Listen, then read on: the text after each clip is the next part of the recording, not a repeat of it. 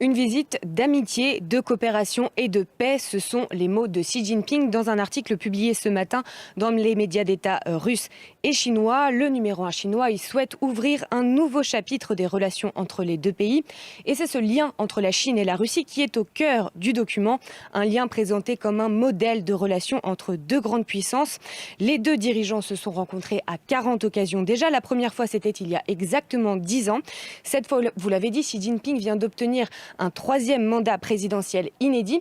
Et surtout, ce sera le premier chef d'État à serrer la main du chef du Kremlin après que la Cour pénale internationale a émis un mandat d'arrêt contre Vladimir Poutine pour crime de guerre. Mais je rappelle que ni la Chine ni la Russie ne reconnaissent la légitimité de la Cour pénale internationale. Dans son article, Xi Jinping mentionne bien l'Ukraine, mais il parle de crise ukrainienne. La Chine n'a jamais utilisé ni le mot guerre et encore moins le mot invasion depuis le 24 février 2022.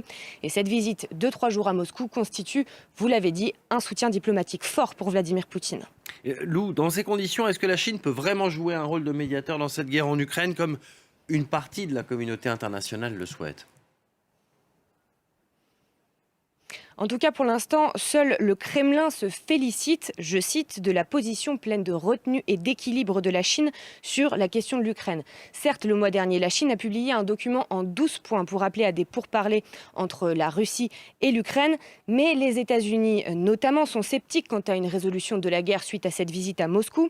Washington s'inquiète que la Chine ne livre des armes à la Russie, des accusations systématiquement niées par Pékin, et la Maison-Blanche estime qu'un cessez-le-feu maintenant ne ferait que conforter les positions russes en Ukraine.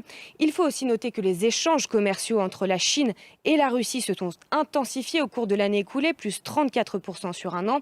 Pékin importe des hydrocarbures russes et exporte notamment des voitures, des téléphones portables vers la Russie pour remplacer les fabricants américains et européens qui ont déserté le marché russe en raison des sanctions économiques. Et puis on l'a dit, Xi Jinping et Vladimir Poutine se disent meilleurs amis. En revanche, le numéro 1 chinois n'a pas parlé une seule fois à Volodymyr Zelensky depuis le début de la guerre. Une première discussion entre les deux chefs d'État pourrait avoir lieu dans les prochains jours, mais ce serait après cette visite à Moscou.